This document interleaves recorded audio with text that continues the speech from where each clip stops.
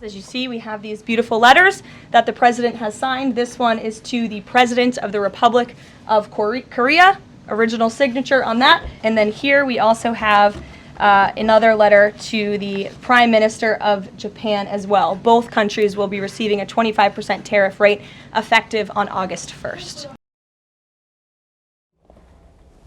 자, 이렇게 트럼프 대통령이 한국에 보낸 서한을 콕 집어가지고 리제명 프레지던트 오브 더 리퍼블릭 오브 코리아 이렇게 보이죠? 이렇게 이 서한을 자신의 SNS에 직접 올렸습니다. 한국을 콕 집어서요. 오늘 오정근 교수님 모시고 이 부분 좀 집중적으로 좀 살펴볼 겁니다. 교수님, 우선 4월 발표 때와 같이 관세 25%를 매기겠다 했고, 그러면서 이것도 한참 모자란 수치다라는 표현도 등장하고요. 또 우리나라가 만약에 여기 맞불러 오면 미국산 제품들의 관세 더 얹으면은 거기다가 25%를 더 하겠다. 이런 얘기까지 합니다. 어떻게 바라보십니까? 이번에 이제 한국 트럼프가 얘기하는 무역 정책은 공정 무역이라고 그래서 두 나라 간의 무역 불균형이 적은 걸 갖다가 공정 무역이라고 그러거든요. 근데 이제 우리나라는 대미 무역 흑자가 한 600억 달러 정도 나기 때문에 아마 일본도 거의 그 정도. 그래서 아마 일본하고 한국을 가장 먼저 지적한 것으로 이렇게 이해되는데 너무 미국의 일방적이 아니냐 이런 생각이 듭니다. 예. 지금 이 통지서가 언제 날라왔느냐면 우리 위성락 안보실장이 미국 국무장관과 면담 일정이 잡혀 있고 실제 면담을 했지 않습니까? 그 기간에 지금 서한을 보내버린 겁니다. 그리고 트럼프가 우리를 콕 집어서 제일 먼저 보냈고 이걸 공개한 의도까지 좀 네. 어떻게 좀 바라보고 계십니까? 그렇습니다. 그래서 이제 이번에 굉장히 우리가 미국에서 이제 안보실장도 가고 통상교섭 본부장도 가 있는 중에 이런 일이 생겼거든요. 그렇죠. 그러니까 그 동안에 몇 개월 동안 이제 미국에서 트럼프가 취임한 이후에 우리는 이제 선거도 있고 하면서 거의 정상 간의 교류가 별로 없는 속에서 교감이 별로 없다 보니까 일방적으로 이렇게 나온 것 가깝고요. 제일 거기다 또 더 문제가 철강 같은 경우는 50% 관세를 부과한다 했거든요. 그러면 우리나라 철강사면 이런 것들이 좀 굉장한 타격을 받을 것으로 뭐 이렇게 다들 전망을 하고 있습니다. 알겠습니다. 다시 한번 보죠. 트럼프가 우리에게 어떤 통지문을 보냈는지. 수신자 대한민국 이재명 대통령. 8월 1일부터 모든 한국산 제품에 상호관세 25%를 부과하겠습니다. 한국과의 무역, 오랜 기간 동안 공정하지 못했다라는 겁니다. 25% 무역 적자 불균형 해결을 위해서는 한참 모자란다. 우리는 더 부과해야 되는데 25% 싸게 해주는 거다. 지금 이 얘기죠. 우리가 보복을 한다면 25% 추가할 것이다. 다음이요.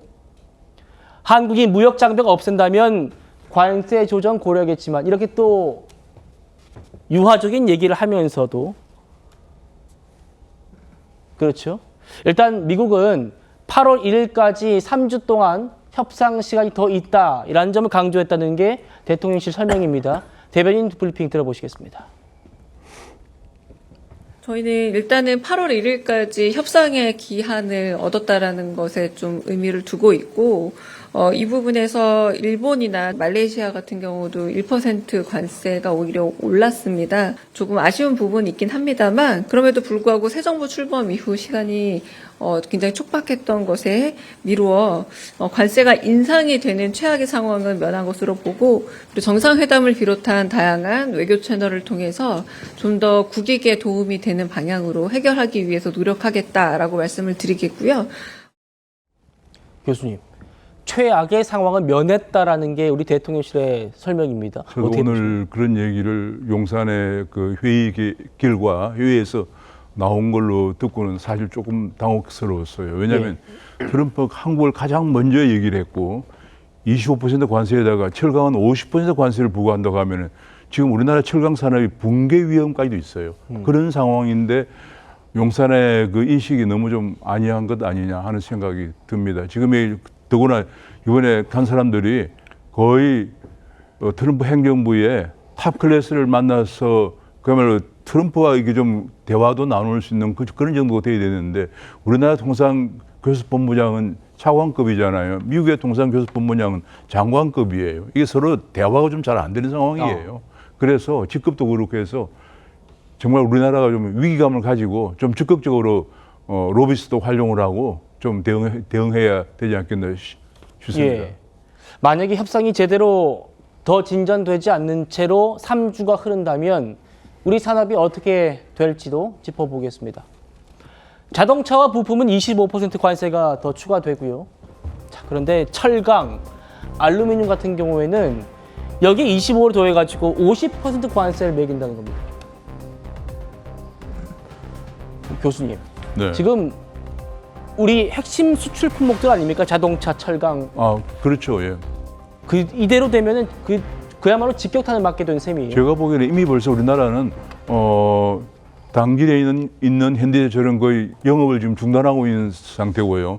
현대그룹에서도 현대제철을 미국에 공장을 세우기로 했고, 그다음 이런 상황이고, 자동차도 현대자동차가 31조 원을 투자해서 미국에서 공장을 세운다고 할 정도인데, 여기다가 그래도 우리는 이제 그 얘기하면서 미국의 자동차 완성차 공장이 생기면은 한국의 부품은 좀 혜택을 받지 않겠느냐 이런 생각을 했는데, 이제 부품까지도 25% 관세를 부과하고 철강은 50% 관세를 부과하면은 제가 현재 현대제철뿐이 아니고 포항제철도 공장 하나를 지금 쉬고 있거든요. 그래서 상당히 지금 위험한 상황인데, 용산의 오늘 그 회의 내용을 보니까 너무 좀 문제의 심각성을 좀 덜 느끼고 있는 것이 아닌가 하는 안타까운 생각이 들었습니다. 예, 교수님.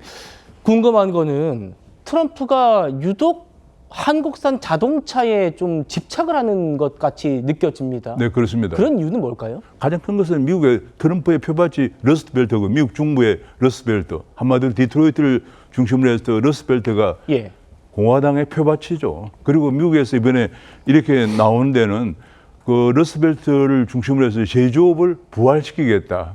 제조업을 부활시킴으로써 미국 백인 노동자들의 일자리를 만들어주겠다는 그런 목표를 가지고 그것이 바로 마가 정책이에요. 예. 있기 때문에 특히 이제 자동차 수출이 거의 굉장히 많이 가고 있는 한국에 대해서 그리고 철강이 없으면 또 안 되잖아요. 자동차, 철강 다 연계된 그렇죠. 산업들인데 여기에 대해서 쉽게 얘기하면 그냥 그 공장을 미국으로 옮겨오라는 얘기예요. 그러려면 한국에는 요새 뭐 대통령님께서 이제 민생 얘기하는데 일자리가 더 없어지겠죠. 지금 이것을 굉장히 심각한 문제로 생각을 해야 되는 상황입니다.